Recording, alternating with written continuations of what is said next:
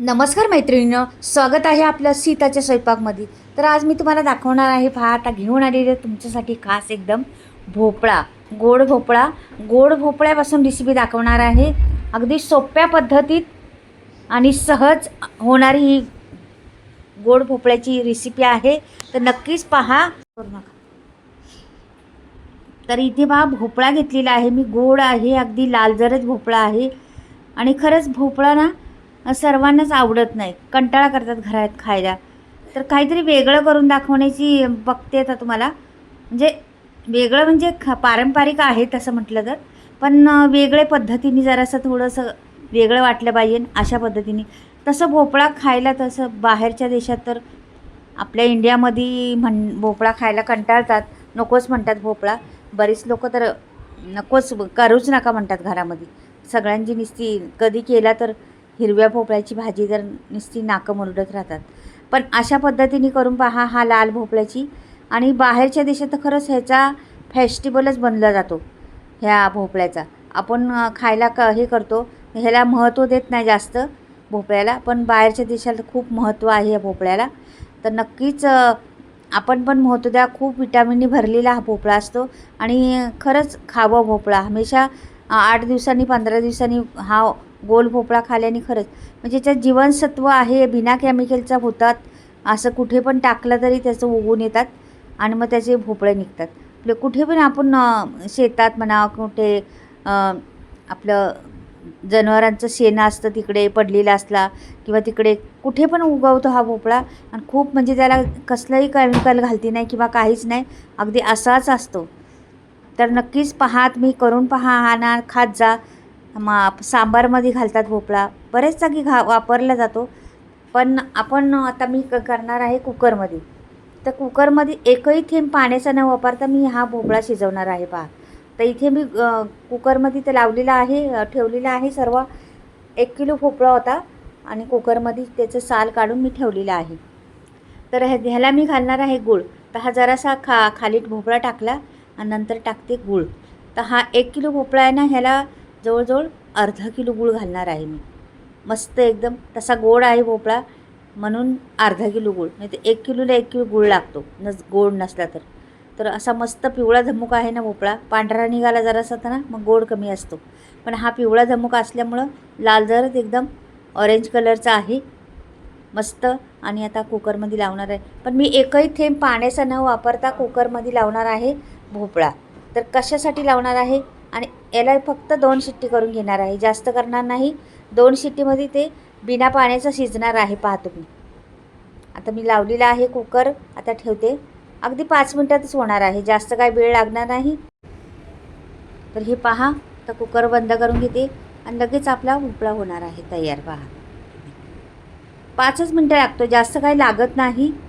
हे बघा, आता 5 मिनटात मी कुकर काढलेला आहे आणि झालेला आहे आपला. तर जरा वर शिट्टी करते. हे बघा झालेलं आहे फक्त 5 मिनटात. आणि मस्त बिना पाण्याचं उलटं पाणी सुटले बघा त्याला. ते गुळाचं पाणी होतं, भोपळ्याचं पाणी होतं आणि मस्त असा शिजला जातो हा भोपळा. अगदी मस्त ती रेसिपी बनती. आमच्याकडे तर सर्वांनाच आवडते ही रेसिपी, सर्वजण आवडीने खातात. तर नक्कीच तुम्ही पण बनवून पहा. अशा पद्धतीच्या मी बनवणार आहे भोपळ घाऱ्या. तर ह्या भोपळ घाऱ्या वेगळ्या पद्धतीच्या आहे. मी ना पुरी करणार ना काही, पण थापून बनवणार आहे. तर कशा पद्धतीने थापणार आहे, काय करणार आहे, त्याचे कशावर भाजणार आहे, हे संपूर्ण पुढे पहा जरा. फ्राय करणार आहे का, तव्यावर भाजणार आहे का, आणखीन काय करणार आहे, तर व्हिडिओ पाहिल्यावरच कळेल तुम्हाला. तर नक्कीच व्हिडिओ पहा आणि कळेल तुम्हाला. मग आता चला पुढे जाऊया. आता हे झालेलंच आहे बारीक. मी जरा त्या मॅसरनी थोडंसं बारीक केलेलं आहे. हे पहा, आता हे मी ह्याला आपल्याला पीठ घ्यायचे गव्हाचं. गव्हाच्या पिठातच करायचे आपल्याला, दुसऱ्या पिठात कुठल्याच नाही करायचं, किंवा तांदळाच्या पिठात वगैरे नाही करायचं, गव्हाच्याच पिठात करायचं. तर गव्हाचं पीठ आपल्याला, मला आता भरपूर, ते माझ्याकडे 8-10 माणसं आहेत, त्या 8-10 माणसांना पुरलं पाहिजे एवढं करणार आहे. मीठ टाकलेलं आहे चवीनुसार, त्याच्यात मीठ टाकायचंच. गोडाचा पदार्थ असला तरी पण थोडंसं मीठ हवीच आपल्याला. आणि इथे जायफळ आणि विलायचीची पावडर आहे माझ्याकडं, ती टाकलेली आहे.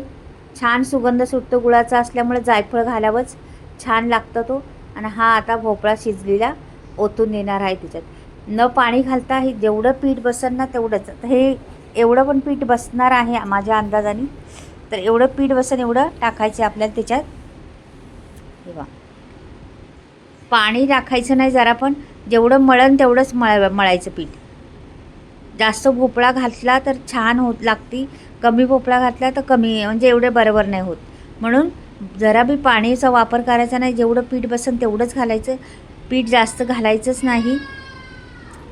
आपल्याला जास्त घट्ट पण नाही पीठ मळायचं, थोडंसं लूजच पीठ मळायचं. पोळीपासून पण लूज, आपण पोळ्या करतो ना त्याच्यापासून पण लूज मळायची, का की आपल्याला त्याला थापायचे. थापून करायची आहे, तळून नाही करणार, थापून अशी मोठी थालीपीठं करतो ना त्या पद्धतीने करणार आहे मी. तर आता हे पीठ मळून घेते व्यवस्थितशीर. आता गरम असल्यामुळे थोडंसं मी चमच्याने हलवते, नंतर हाताने मळणार आहे. तर हे पहा मी आता काढून घेते आणि हाताने व्यवस्थित मळून घेते. तर पहा आता मळलेलंच आहे, जरासा तेलाचा हात लावते आणि असं पीठ ठेवते. याच पद्धतीने पीठ मळायचे. पहा अगदी परफेक्ट पीठ झालेलं आहे. असंच पीठ हवे आपल्याला. ह्या भोपळ घाऱ्या करणार आहे, खूप टेस्टी लागतात, खूप छान लागतात ह्या. आणि खरंच हे असे भोपळे भाजी नाही खाता आपण, अशा प्रकारे पोटात गेले पाहिजे आपल्या. तर नक्कीच व्हिडिओ पहा तुम्ही. हा भोपळा कसा वाटला, काय वाटला ते. तर हे पहा आता झालेलं आहे पीठ मळून आपलं व्यवस्थितशीर. आता लगेच करायला घ्यायचं, त्याला भिजवायचं नाही किंवा काहीच करायचं नाही, लगेच करून घ्यायचं आहे आपल्याला. हे पहा आता या पद्धतीने केलेलं आहे. आता मी एक कपडा घेणार आहे ओला. तुमच्याकडे कॉटनचा असला तर कॉटनचा घ्या, नसला तर असा साधा कपडा असला, रुमाल असला तरी चालेल. अशा पद्धतीने घ्यायचा आणि पाण्यात भिजवायचा तो, आणि खाली अंतरायचा. खाली अंतरल्यावर एक गोळा घ्यायचा आणि गोळ्यात असा गोळा घ्यायचा एवढा मोठा. तुम्हाला किती साईजचं करायचं ते तुमच्यावर आहे, जसा करायचा तसा करू शकता तुम्ही. छोटे करू शकता, मोठे करू शकता.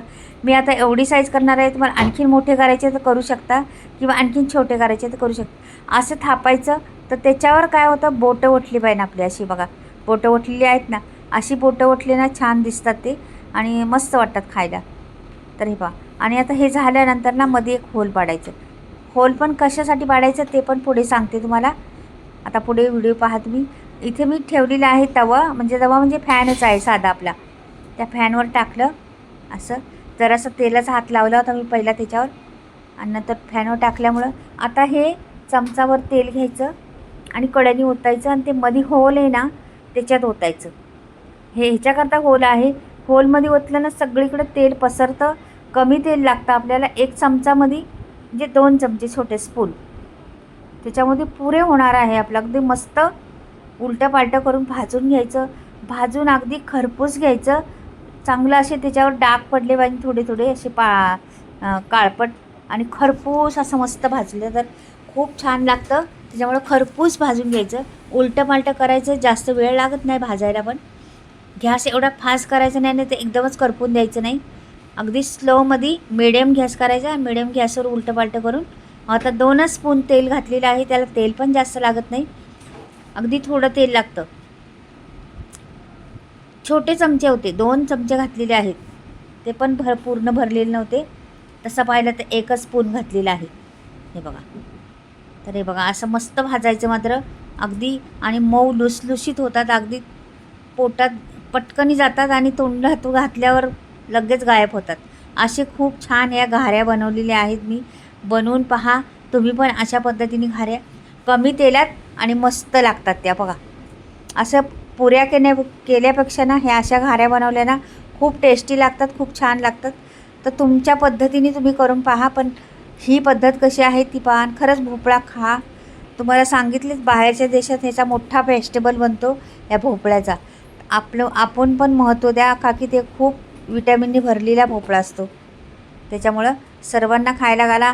मुलांना ह्या पद्धतीने नाही तर त्या पद्धतीने मी भोपळ्याचे बरेच प्रकार दाखवलेले आहेत तुम्हाला. भाज्या कशा करायच्या वेगवेगळ्या, त्याची थालीपीठं पण होऊ शकतात, म्हणजे अनेक प्रकार होऊ शकतात त्याचे.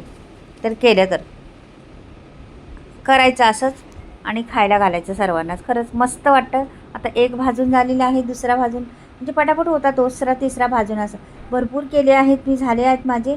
आता पहा हे बघा मस्त असं खरपूस भाजून घेतलेले आहेत आणि छान रंगही फार सुंदर पिवळा धमक दिसतो, का की भोपळा भरपूर पिवळा होता आपला, त्याच्यामुळं रंग फार सुंदर दिसतो त्याचा. अगदी खावंसं वाटतं पटकनी अशा रंगाची झालेली आहे. तुम्हाला आवडलं तर नक्कीच लाईक करा, सबस्क्राईब करा आणि कमेंटमध्ये पाठवा. भरपूर सारी बनवली आहेत, अजून पण आहे पीठ. चला बाय, परत